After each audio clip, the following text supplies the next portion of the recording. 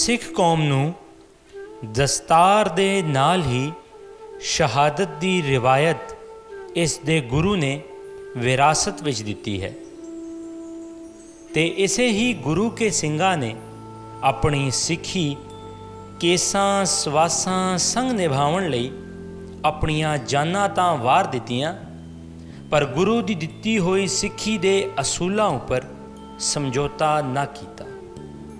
ਇੱਕ ਐਸੇ ਮਹਾਨ ਸ਼ਹੀਦ ਭਾਈ ਤਾਰੂ ਸਿੰਘ, ਜਿਨ੍ਹਾਂ ਨੇ ਧਰਮ, ਕੌਮ ਅਤੇ ਮਨੁੱਖਤਾ ਦੇ ਭਲੇ ਹੇਤ ਆਪਣੇ ਪ੍ਰਾਣਾਂ ਦੀ ਪਰਵਾਹ ਕੀਤੇ ਬਿਨਾਂ ਆਪਣੀ ਖੋਪਰੀ ਤਾਂ ਲਵਾ ਲਈ, ਪਰ ਆਪਣੀ ਸਿੱਖੀ ਦੇ ਮਹਿਲ ਨੂੰ ਕਮਜ਼ੋਰ ਨਾ ਹੋਣ ਦਿੱਤਾ ਤੇ ਸੱਚ ਦੀ ਗਵਾਹੀ ਤੇ ਪਹਿਰਾ ਦਿੰਦੇ ਰਹੇ।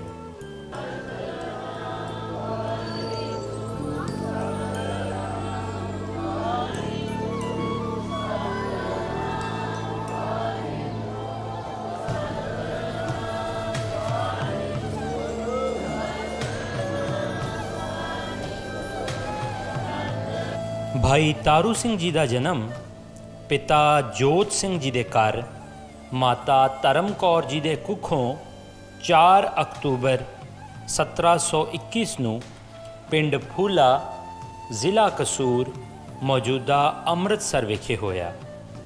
ਇਹ ਦੌਰ ਸਿੱਖਾਂ ਉੱਪਰ ਬਹੁਤ ਹੀ ਕਠਿਨ ਸੀ, ਕਿਉਂਕਿ 1716 ਵਿੱਚ ਬਾਬਾ ਬੰਦਾ ਸਿੰਘ ਬਹਾਦਰ ਅਤੇ ਉਹਨਾਂ ਦੀ ਸਾਥੀਆਂ ਦੀ ਸ਼ਹਾਦਤ ਤੋਂ ਬਾਅਦ ਸਿੱਖਾਂ ਨੇ ਜ਼ਾਲਮ ਹਕੂਮਤ ਦੇ ਖਿਲਾਫ ਬਗਾਵਤ ਦਾ ਐਲਾਨ ਕਰ ਦਿੱਤਾ ਸੀ, ਜਿਸ ਕਰਕੇ ਲਾਹੌਰ ਦੇ ਗਵਰਨਰ ਜ਼ਿਕਰੀਆ ਖਾਨ ਨੇ ਸਿੱਖਾਂ ਦੇ ਸਿਰਾਂ ਦਾ ਮੁੱਲ ਰੱਖ ਦਿੱਤਾ ਅਤੇ ਸਿੱਖਾਂ ਨੂੰ ਚੁਣ ਕੇ ਮਾਰਨਾ ਸ਼ੁਰੂ ਕਰ ਦਿੱਤਾ।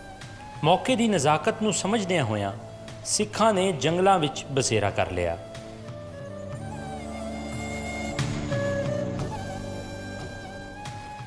ਅਜਿਹੇ ਹਾਲਾਤ ਵਿੱਚ ਭਾਈ ਤਾਰੂ ਸਿੰਘ ਅਤੇ ਉਹਨਾਂ ਦੇ ਪਰਿਵਾਰ ਨੇ ਮਿਲ ਕੇ ਜੰਗਲਾਂ ਵਿੱਚ ਰਹਿਣ ਵਾਲੇ ਸਿੰਘਾਂ ਦੀ ਸਹਾਇਤਾ ਲੰਗਰ ਅਤੇ ਹੋਰ ਜ਼ਰੂਰੀ ਚੀਜ਼ਾਂ ਨਾਲ ਕੀਤੀ। ਮੁਖਬਰ ਵੱਲੋਂ ਗਵਰਨਰ ਪਾਸ ਆਪ ਜੀ ਦੀ ਸ਼ਿਕਾਇਤ ਲਗਾ ਦਿੱਤੀ ਗਈ। ਜ਼ਿਕਰੀਆ ਖਾਨ ਨੇ ਭਾਈ ਸਾਹਿਬ ਨੂੰ ਗ੍ਰਿਫਤਾਰ ਕਰਨ ਦਾ ਹੁਕਮ ਦੇ ਦਿੱਤਾ। ਭਾਈ ਤਾਰੂ ਸਿੰਘ ਨੂੰ ਸਿੰਘਾਂ ਦੀ ਸਹਾਇਤਾ ਕਰਨ ਦੇ ਜੁਰਮ ਵਿੱਚ ਬਹੁਤ ਅਤਿਆਚਾਰ ਸਹਿਣੇ ਪਏ, ਪਰ ਆਪ ਜ਼ਰਾ ਵੀ ਸਿੱਖੀ ਸਿਦਕ ਤੋਂ ਨਾ ਡੋਲੇ। ਆਪ ਜੀ ਦੇ ਸਾਹਮਣੇ ਆਪ ਜੀ ਦੀ ਮੁਆਫੀ ਲਈ ਧਰਮ ਬਦਲੀ ਅਤੇ ਕੇਸ ਕਤਲ ਕਰਨ ਦੀ ਸ਼ਰਤ ਰੱਖੀ ਗਈ ਅਤੇ ਤਰ੍ਹਾਂ ਦੇ ਲਾਲਚ ਵੀ ਦਿੱਤੇ ਗਏ, ਪਰ ਆਪ ਜੀ ਦੇ ਇਨਕਾਰ ਅਤੇ ਸਿੱਖੀ ਉੱਪਰ ਦ੍ਰਿੜ ਨਿਸ਼ਚੈ ਵੇਖ ਕੇ ਜ਼ਾਲਮਾਂ ਨੇ ਆਪ ਜੀ ਦੇ ਕੇਸ ਕਤਲ ਕਰਨ ਦਾ ਹੁਕਮ ਦੇ ਦਿੱਤਾ।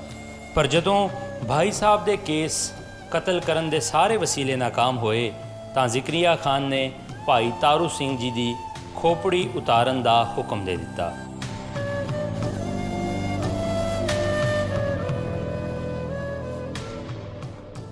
ਭਾਈ ਤਾਰੂ ਸਿੰਘ ਜੀ ਨੇ ਆਪਣੀ ਸਿੱਖੀ ਕੇਸਾਂ ਸਵਾਸਾਂ ਸੰਗ ਨਿਭਾਈ। ਅੱਜ ਵੀ ਸਿੰਘ ਨਿਤ ਦੀ ਅਰਦਾਸ ਵਿੱਚ ਭਾਈ ਤਾਰੂ ਸਿੰਘ ਜੀ ਨੂੰ ਜ਼ਰੂਰ ਯਾਦ ਕਰਦਾ ਹੈ ਅਤੇ ਰਹਿੰਦੀ ਦੁਨੀਆ ਤੱਕ ਆਪ ਜੀ ਦੀ ਸ਼ਹਾਦਤ ਨੂੰ ਯਾਦ ਕੀਤਾ ਜਾਵੇਗਾ। ਆਪ ਜੀ ਦੀ ਖੋਪੜੀ ਉਤਰ ਜਾਣ ਮਗਰੋਂ ਵੀ 22 ਦਿਨ ਤੱਕ ਆਪ ਜੀ ਜ਼ਿੰਦਾ ਰਹੇ ਅਤੇ ਨਾਮ ਸਿਮਰਨ ਕਰਦੇ ਹੋਏ ਸ਼ਹਾਦਤ ਪ੍ਰਾਪਤ ਕੀਤੀ। ਭਾਈ ਤਾਰੂ ਸਿੰਘ ਜੀ ਦੀ ਯਾਦ ਵਿੱਚ ਸਿੱਖ ਰਾਜ ਤੋਂ ਹੀ ਨੌਖਾਸ ਚੌਕ ਵਿੱਚ ਅਸਥਾਨ ਬਣਿਆ ਹੋਇਆ ਹੈ, ਪਰ 1947 ਦੀ ਵੰਡ ਤੋਂ ਬਾਅਦ ਇਸ ਅਸਥਾਨ ਦੀ ਹਾਲਤ ਬਹੁਤ ਹੀ ਖਸਤਾ ਹੈ। ਅਗਰ ਸਿੱਖ ਕੌਮ ਨੇ ਬਰਵਕਤ ਫੈਸਲਾ ਨਾ ਕੀਤਾ ਤਾਂ ਭਾਈ ਤਾਰੂ ਸਿੰਘ ਦਾ ਵਾਹਦ ਅਸਥਾਨ ਖਤਮ ਹੋ ਜਾਵੇਗਾ। ਪੰਜਾਬੀ ਲਹਿਰ ਦੀ ਪੂਰੀ ਟੀਮ ਭਾਈ ਤਾਰੂ ਸਿੰਘ ਦੀ ਸ਼ਹਾਦਤ ਨੂੰ ਕੋਟ-ਕੋਟ ਪ੍ਰਣਾਮ ਪੇਸ਼ ਕਰਦੀ ਹੈ।